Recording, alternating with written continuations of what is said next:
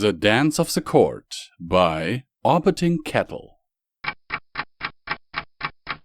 Two suits floated on each side of Jet Set as he looked at his reflected image in the mirror with a critical eye. He squinted. There seemed to be a slight imperfection on his right cheek. Was it... No, just a speck of dust on the mirror. For an instant he had feared something as plebeian as dirt had marred his visage. He harumphed and brought the left suit forward. A burgundy jacket with a lighter-toned waistcoat. The hate of the tailor who made them still radiating out like a toxic aura. Manifesting an aggressive, some would say restraining order worthy, modernity and a pernicious seam ready to shave on his neck. He frowned, then floated it aside. The other suit, a black tailcoat with a classic cut bobbed up and down in front of him. Upper crust, sweetheart, give me a suggestion for a day court. Should I go with a classic, the tailcoat floated up, or do you think it would be better to make a statement with that? He pointed hoof at the other set of clothes. From outside the room came his wife's voice. Usual day court, or do you have to present a petition? Petition day, dear. I will ask Celestia for a 10-year tax moratorium for the Macintosh Hills quarries. A diversion of funds from education to incentives for the buying of luxury sky chariots, and for the reintroduction of indentured servitude. Oh, then the tailcoat. Trampling on the rights of lower-class ponies requires something traditional. A more flamboyant attire would be in bad taste. You are right, my love. He put the tailcoat on a ponykin standing beside the mirror before returning his attention to his reflection. He raised his muzzle, glared indignantly, harumphed again, and was shocked and scandalized. Jet Set, do you want me to come? In the right side of the mirror, he saw Upper Crust standing in the doorframe. Her silvery mane combed up and woven around a daring wire structure ready to give architects everywhere either a stroke or inspirational material for decades to come. The results of said inspiration would then give other architects conniptions, perpetrating an ever-growing cycle of horror and bad engineering decisions. He was so proud of her. No need, Snugglepuss. This will be a pretty stiff affair. We are in a traditional round, so it won't be anything you hadn't already seen a dozen times over. A procession of virtually identical bow ties floated up to him. And Lord Tea Time will open the dances, so expect long-winded, boring petition devoid of any kind of inspiration. He glared at one of the bow ties, nodded and brought it over to the tailcoat. Lord Tea Time? He swore he would retire. What's he doing there? His successor wasn't ready yet. Jet Set turned to the oppressive dresser table on the side. Still put some verve and emotion in his delivery, and we can't have that. No, poor Tea Time will have to haunt the court for another while. At least that means we can organize a proper farewell tea party. I think I should be able to get the Western Park closed for the occasion. Maybe I can even find time in such a way as to block some school trips from visiting. The season is right for that. Jet Set looked up at his wife and smiled. There she sat, her perfectly polished hoof tapping on her chin. A simple gesture, and yet capable of expressing disdain for any pony whose ancestors didn't come from a small, self-selected cadre of arrogant foals. And she was doing all that just for him. That would be wonderful, honey bun. I'm sure Tea Time would love such a show of devotion. He thought about all the little foals sitting outside the barriers, longing for the pond with the ducks, the exotic flower beds, the perfectly cured meadows, and his mask cracked. Jet Set bit his lip and turned away.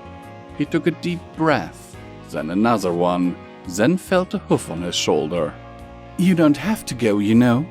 There was concern in Upper Crust's voice. We have done enough. We can do like Sapphire Shores. He snorted. We shall certainly not do like her. Leaving her place like that. That's not something any self-respecting noble shall do. His voice became stronger, his inflection changed, and somewhere an orphan felt despised. Jet Set stood straighter and stomped with his hoof. She squandered a legacy, and I shall not do the same to 6 centuries of trying to weasel through inequine legislation and carefully cultivated obnoxiousness. We can't abandon Princess Celestia and leave her without counsel. But dear, Princess Luna is back. She doesn't need us anymore. Ha! That new princess is just a fad. Exactly like the gold digger Cadence and that upstart Twilight. They won't endure, not as nobility. Upper Crust sat on her haunches and cropped her hoofs together. Wonderful recovery, my love. I knew you could come back from that. She leaned forward and pecked him on the lips. I'm sure you will be promoted to Night Court pretty soon. A smile crept on his muzzle. One can only hope. Think of the prestige of finding completely new ways to challenge her and keep her engaged. A deep breath. Then he said, But you may have been on something. Maybe there is something more important. Maybe in a couple of decades we could retire. I was thinking of taking some pony as secretary. Then we can introduce him into the family in a while, and then he could take my place. Really? Upper Crust asked, her ears perking up. Indeed. I thought... He didn't manage to finish the sentence as Upper Crust's forelegs closed around him. Thank you, my love. She crushed him some more. His bones creaked. Then she let him go. We will finally be able to open the petting zoo orphanage charity we always dreamed of. We will, but for now I have to be ready to entertain the princess. Give her something to fight. She gave us 1,000 years of prosperity and peace. Giving her another 20 years of skirmishes is just a small price. We are responsible for her happiness after all. He looked to a small icon hanging on the wall, depicting a reddish earth pony wearing an antiquated straw hat and a giant apple in the background. Just a bit longer, my little mousie. And remember the words of our prophet. They spoke simultaneously, their voices united in well-trained rhythm. You're all a bunch of good-for-nothing vermin, dumber than a bag of rocks. I bet Celestia keeps you around just for a laugh. Jet Set smiled and hugged his wife. He glanced at the dresser table. I think I should wear something completely and utterly useless for the occasion. Want to help me choose some cuffs? A serene smile graced Celestia's features. It always did. She had trained long and hard to be able to show a calm and caring face. Colonoscopy or removing a shard of glass from the frock of her hoof made no difference. She would never waver. And yet she felt she was on the brink of giving up. Lord Teatime, the 56th in his line and 49th carrying the name, was talking. And like every one of his namesakes before, he was long-winded, unimaginative and, every now and then, offensively bland. She glanced up to the back of the room, where a little mob of nobles was waiting, clothed in a style that promised a long day of horrendous petitions, futile attempts to destroy the rights of the common pony, and proposals written by what she assumed was an illiterate and clinically insane cockatrice. Her attention returned to the old pony talking. She saw his lips move, she heard sound come out, and she still had no idea what he wanted. She never did. This was it. This was the last drop. Tonight she would talk to Luna. They would prepare. It would take some time, but in a decade or two she could finally go Daybreaker, get some stress out with topically applied arson, and then she would get a couple of centuries, maybe even a millennium, of peace on the sun. Luna owed her that much. The pony continued, his voice a monotonous metronome, each tack another overblown verbal pustule seeping banality. It was time to take names and start making lists.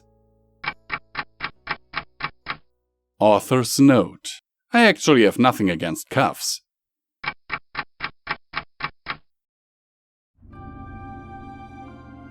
We here at Pony&Wolf Productions thank these amazing patrons of ours for their monthly support, without which all of this would not be possible. We sincerely appreciate it, and every dollar helps, is needed, and will be used to keep us going to produce audiobooks for your continued enjoyment. It is, now more than ever, important that you support your favorite creators if possible, due to YouTube changing in a way that is not very friendly to content creators. Especially small content creators, like us. In recent months, the names you see on screen have enabled Midnight and Visual Pony to keep going and only having to sell off part of their belongings to not end up on the street. As an incentive for everyone, Visual Pony has broken a vow and has promised to read and record Fallout Equestria, Murky number 7, should the monthly support reach $1,500. To be clear, this is the absolute minimum amount needed to keep the apartment and all bills paid without starving, while a production of this size is ongoing. The estimated time for this production would be 3 to 4 years, but people already said that Project Horizons was impossible to do, right? And now look who did it, so with Pony&Wolf, you know we can finish the job. For further information on how to support us, please have a look at the description of this video, as there are also other ways, like our merch store. Sincerely and forever yours, your Pony&Wolf team.